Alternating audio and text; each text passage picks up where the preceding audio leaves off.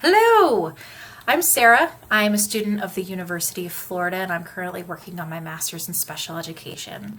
This video is prompted by my current course of differentiated instruction and developing a professional development plan based upon what we've learned this year and a topic that's near and dear to our hearts.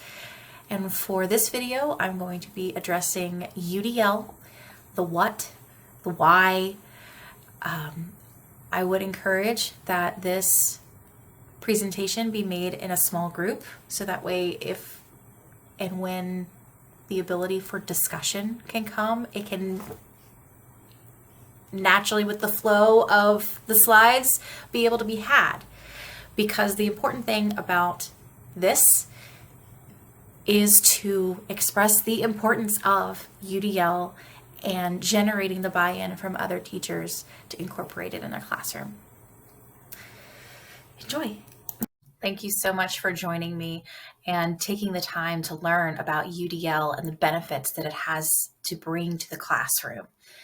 I've personally worked with Franklin County Board of Developmental Disabilities, and as I've been going throughout this course and I've been learning more about UDL, my initial frustration with this was, well, I already differentiate. I already have to do with my students. I already know what I'm doing. Why is it that I should specifically learn about these different components of UDL? And why should I have to find the words of why I implement what I implement in my classroom? And it was with this that really gave me the opportunity to learn more about myself. And I understand that personally, I struggle with being told, well, this is the way we've always done it, or I've been teaching for X amount of years. I think I know what I'm doing. And unfortunately, that was the persona that I was bringing into this course. So I wanted to bring this to you, to express to you why it is important. What is it about? What things are we able to do with this? And why should I continue with it? So that's what we get to do here today. First things first, what is UDL? As you can see on our screen, it stands for Universal Design in Learning. We see that it's a structure formed around 3 networks of learning within the brain. And that's one of the things that I didn't really recognize as I was going in through learning about UDL, is that I think it took about 20 years for the research and the development for this program and for this structure, that it is based upon the individual as well as scientifically how each individual works. And with those 3 sections, it is the affective network, which represents their engagement, our students' engagement in the materials and in the lesson. The recognition network, which is the representation within the lesson. And then the strategic network, which is the action and expression of the lesson. And I will get into those 3 a little bit later on in the presentation. So why is UDL important? And we see that with each person containing their own background and their own capabilities and their own way of learning. So you've probably heard of tactile learners, auditory learners, or I personally am a tactile. I like to jump in feet first and figure it out on my way. But unfortunately, teachers can have a very one-size-fit-all approach, especially when they're using traditional textbooks. And that can generate, you'll see the word or hear the word a lot of barriers within UDL. And these barriers can take different forms. They can take the forms of a different language background. They can take the form of a different culture background. They can take the form of a learning disability. And the goal as we see, is to make learning accessible, and then providing the supports and reducing those barriers to be able to drive learning to be attainable for all students. No two people are the same. You and I learn and interact with the world differently.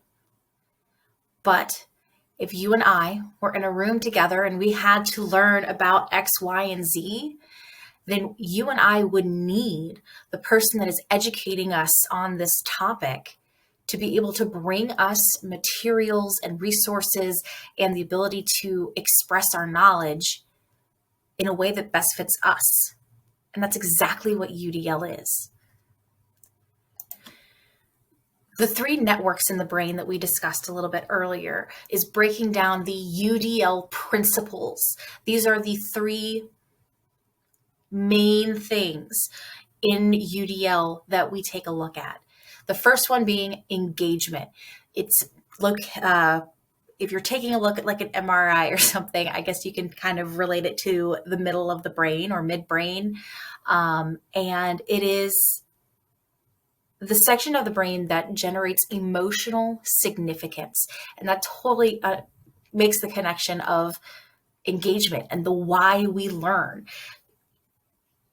One way that it was explained to me for finding motivation for what it is that we're learning, our students are not always going to want to learn about the topic we're covering. And it is providing different means of engagement and providing different ways for the students to become involved that generates that interest or generates the motivation to at least even just keep their attention upon the lesson.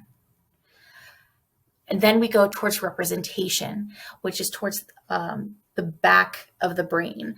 And it is, the back of the brain is what looks towards identifying and interpreting senses. So like it interprets what you hear, what you see, what you smell, and attaching meaning to that and thinking of things in the abstract thought and recognizing more complex patterns. So with representation, having various materials and various ways to access the information. Way back when, the only thing you had was that textbook, and you read that textbook and that's all you had. And I don't know about you, but I have many a times when trying to read a really dry textbook, I will fall asleep. It could be the most important thing, and I could, my entire life could depend upon it. But if I can't sit there and read what's going on in front of me, then I'm not going to fully retain that information. So this could look at, looking at PDFs, doing more of an iPad, YouTube videos, etc. And then finally, we go to action and expression, which is more of the frontal lobe. And then with the frontal lobe, that's where we execute and monitor our actions. So it's in that frontal lobe that we decide what chess moves to make or choose what college we're going to go to. That is what that section up here is for. And that's the how we learn and how we can express what it is that we know and what we understand. Now, with these three principles, you want to be able to offer a variety within each principle. If you only have the capability or the availability to only offer one or two options with each of these principles, you're still at least able to provide a learning environment that has less barriers than a learning environment where no UDL principles are offered. Within engagement, there are three things to keep in mind when you are providing that within your lesson. I realize I'm not saying this well, but here we go. First one is to provide options for recruiting interest. So this is, this is where you look at, letting them make their choice. Do they want to study by themselves? Do they want to study in a group? Do they need to be able to study in a completely different room? Do they need to be sitting right next to you? What is it that helps them learn best and be able to keep on task with the lesson? Second is to provide options for sustaining effort and persistence. This is going to be interesting. So it's taking a look at fostering that collaboration. And I keep thinking of the saying, you can bring a horse to water, but you can't make him drink. Again, kind of talking about what, linking to what I was talking about earlier of, yeah, they know it's important. Yeah, they know that they're needing to do this to learn about this thing over here. But the engagement, the willingness, the mental capacity to even continue on with it can be a barrier, can be a hindrance. And then third is provide options for self-regulations. So coping skills and coping strategies are not things that students automatically know how to do. They must be taught. So if they are getting frustrated with something, it's up to us as the teacher to be able to provide them, to teach them the ability to, okay, I'm frustrated because I can't find the answer for blank. What is it that I can implement to be able to find the answer to my question? And that's something we do need to teach. Moving on to representation, first we look at is providing options for perception. And it's that display of information. So are we looking at a book? Are we looking at a YouTube video? Are we listening to a podcast? Are we listening to the teacher do direct instruction? How is it that the child or the student is receiving that information? And what works best for them? The second is providing options for language, mathematical expressions, and symbols.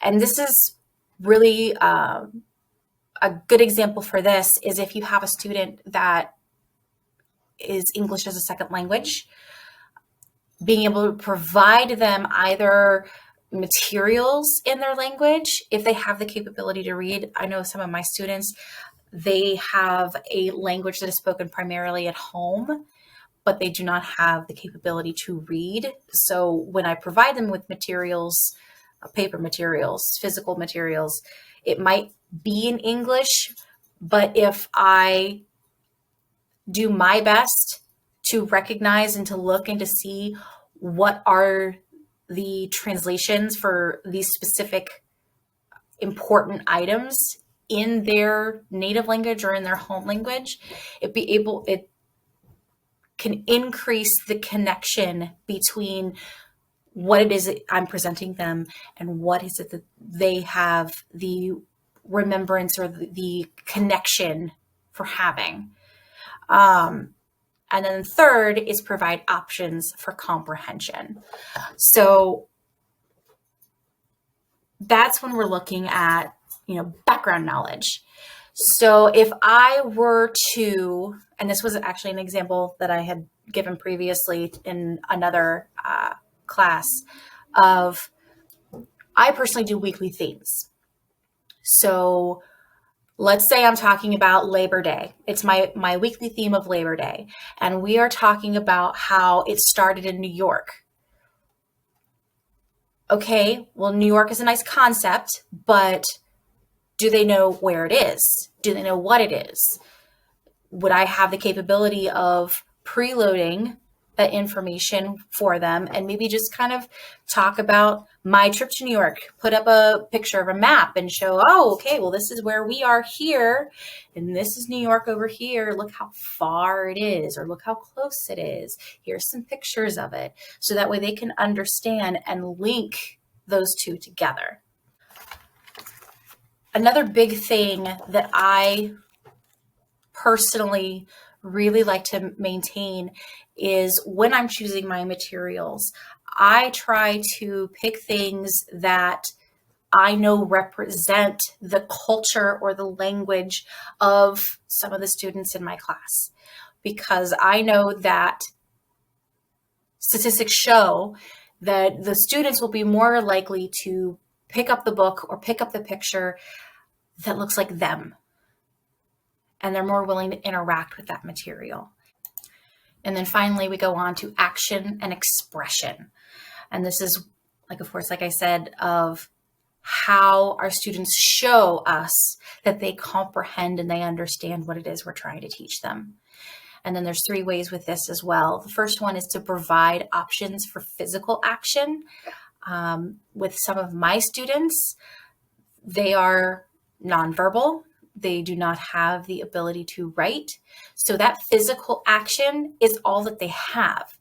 But then, of course, I need to keep in mind that some of them don't have the fine motor capabilities. So when I'm trying to present them with something, I need to be very conscious about what are the different ways that they can show me through their capabilities that they understand. Second is to provide options for expression and communication. So going back to my students that are mainly nonverbal, that's what I'm going to be looking at. Do I want to, they could be having the capability of choosing their answer with eye gaze. If I'm having them select from a field of 2, am I having them reach for those items? Can they press a VOD button to have the button itself vocalize what the correct answer is? Or do they have a communication device that may already have that answer, depending on the kind of communication device that you have, to select that this is the answer over here? And that gives them a wide variety of being able to express that and to be able to communicate that, even if they don't have the words to do so. And the third is to provide options for executive functions.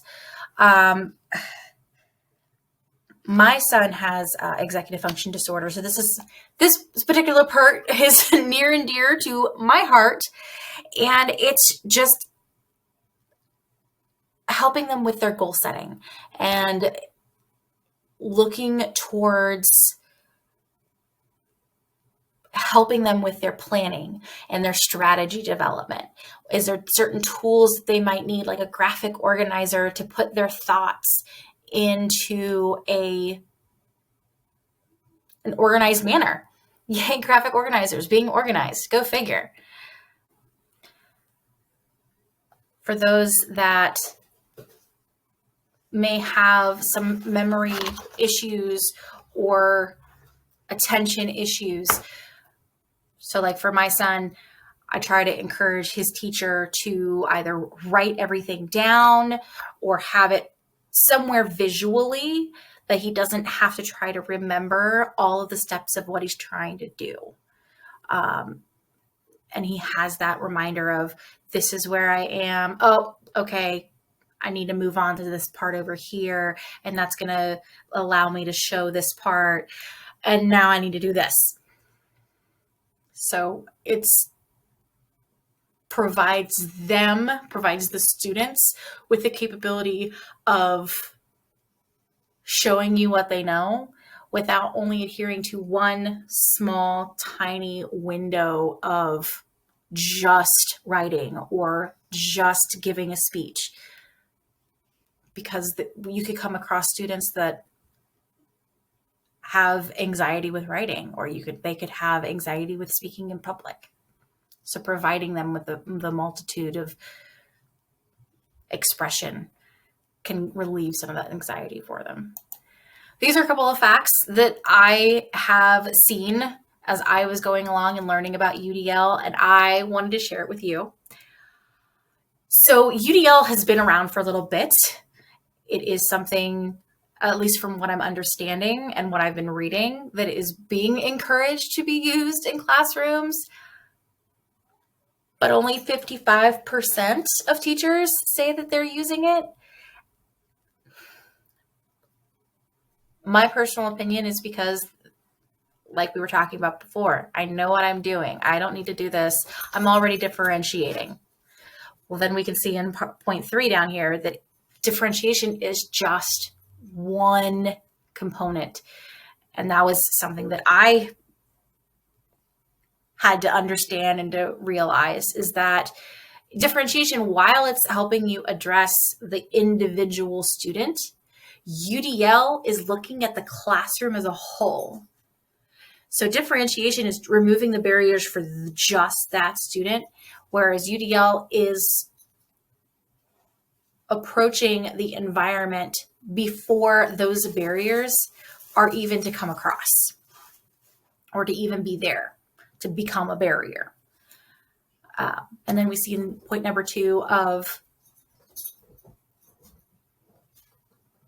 the classrooms that use UDL are statistically showing to be better on their standardized measures than in the classrooms that don't use UDL, because they already are ready and prepared of being able to look at things at different ways and being able to approach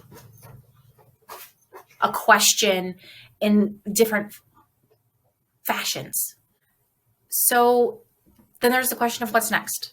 Yeah, okay. So it helps my students, reduce some of their barriers. And yeah, there's those 3 principles that I need to be able to give options for. So what?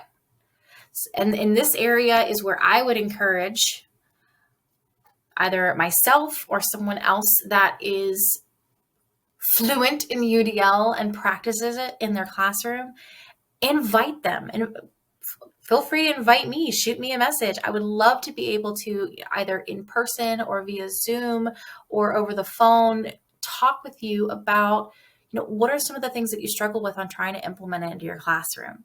What are some of the things that you want to try to be able to find other options for? Other teachers are our biggest resources, because while some do have that I've been around forever, sometimes what that teacher who's been around forever and just whatever, go over there, they could be doing UDL and not even know it, not even recognize it, and be able to look at a student or look at a classroom and go, you know what? Maybe if you were to change this or tweak this a little bit here, this might be able to go a little bit more smoothly over here. So then the question is, what harm would it do to give it a shot? To try it for a while. See if it makes any changes. I understand, but that's just one more thing I gotta do.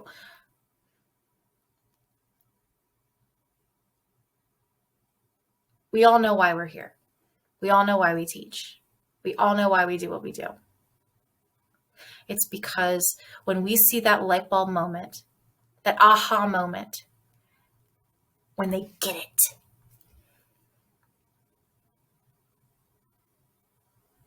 that's the part that we're in it for. And if this UDL process is what can generate those aha moments more often, faster, better for their long term, what would be the harm of giving it a shot? These are the sources and the resources that I used for this slideshow. And I really appreciate you taking the time to watch this. And like I said, if you have any questions, if you need anything, if you want to bounce an idea or say, hey, can you take a look at this for me? Feel free to reach out. What's the worst that can happen? Thanks.